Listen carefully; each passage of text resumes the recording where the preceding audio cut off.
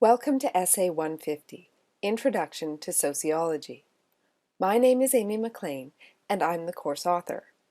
It's my hope that you'll find sociology as interesting and as challenging as I do. Now, I remember when I took my first sociology course. I'm not sure exactly why I initially signed up for it. Perhaps I took it because it fit into my timetable, or maybe it fulfilled a requirement for my degree. But I do know that, at the time, I had no clear idea what sociology was all about. One of the central contributions of sociology is the way that it challenges our assumptions about how the social world works. Sociologists study and research how the social world operates in order to better understand major social issues and problems. A lot of sociological research is also motivated by a desire to improve or fix a social problem, such as inequality. Inequality is a core issue that many sociologists are concerned about, and it's also a topic that we'll explore in depth in this course. So in other words, SA150 is intended to help you move beyond explanations of the social world that begin and end with "that's just the way things are," as well as to encourage you to critically develop your own sociological imagination in order to explain why things are the way that they are. Now, SA150 can be a challenging course, and one of the reasons it can be challenging is that many of the topics we take up are deeply controversial. We'll be discussing everything from social justice to suicide. We'll be critically engaging with issues around sexuality, racism, poverty, colonialism, and much, much more. Many of these are issues that people can feel passionately about. You yourself may be entering this course with taken for granted assumptions and understandings about one or more of these topics. You may not agree with everything you hear in this course, and you may not always agree with the ideas of your fellow classmates. And that's okay. This course is intended to teach you how to construct compelling sociological arguments that are based on evidence and analysis, rather than opinion or belief. In that sense, this course is designed to challenge not what you think, but how. And that's very important. Relying on common sense answers and assumptions will not get you very far in this course. Sociologists use social science methods and base their findings in evidence and analysis, and not on opinions or assumptions. They push themselves to look beyond common sense assumptions to really understand why the world works the way that it does. Beliefs and assumptions are opinions that are not proven and don't need to be supported by evidence. A quote that's often attributed to Albert Einstein describes common sense as the collection of prejudices acquired by the age of 18. This course is an opportunity for you to challenge your common sense assumptions and beliefs through the study of social science.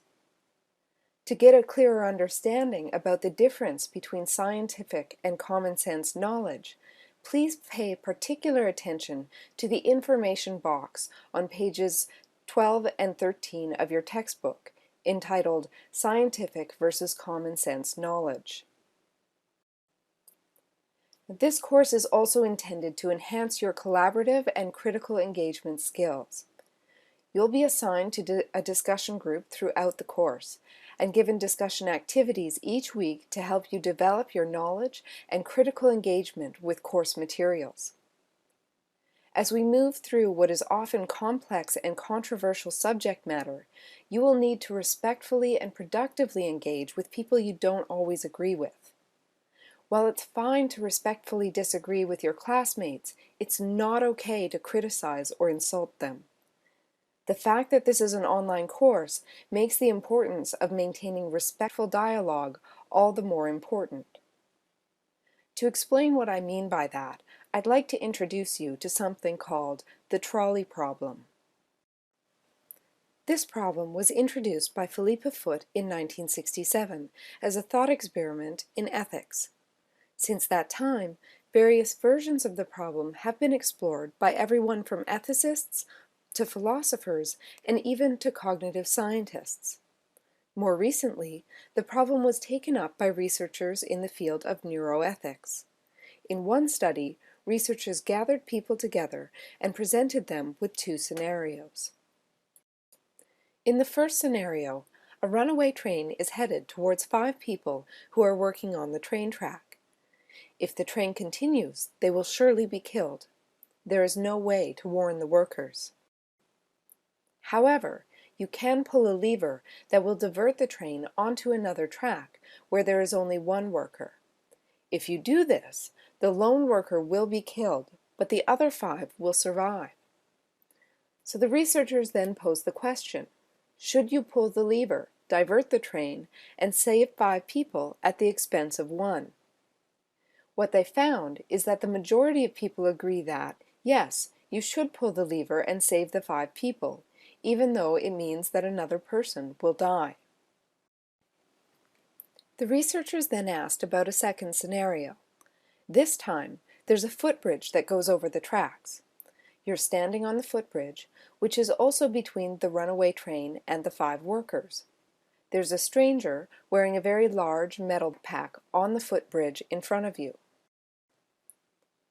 This time, you can only save the 5 workers if you push the stranger with the backpack onto the tracks below. The stranger will certainly be killed, but their body and backpack will stop the train from hitting the workers. The researchers then asked, is it okay to push the stranger onto the tracks and save 5 people at the expense of 1? And in this scenario, they found that most people said no, it's not okay to push the stranger, killing 1 person to save 5. This leads to an obvious question. Why do most people find the first scenario to be morally acceptable and the second scenario to be unacceptable? What's the moral difference between one dilemma and the other? Different people have answered that question in different ways. For our purposes, though, I want to suggest that when there's a piece of technology separating us from the consequences of our actions, it's much easier to feel disconnected from how our actions may affect other people. Pulling a lever is one thing, pushing someone to their death is another, whether or not our actions have the same consequences. You can probably already see the analogy I'm drawing to an online course. People sometimes do and say things online that they'd be less willing or totally unwilling to do or say face-to-face. Because you're not meeting with your classmates in a face-to-face situation, it may be easier to ignore the possible implications of your words. It may also be easier to respond angrily, to be dismissive, or to interpret a fellow classmate's contribution in the worst possible way. These problems are made all the more likely because things such as humor and sarcasm often don't translate well in an online post or an email. Please keep these issues in mind as you engage in discussions and exchange emails with your fellow classmates and your tutor marker throughout the semester.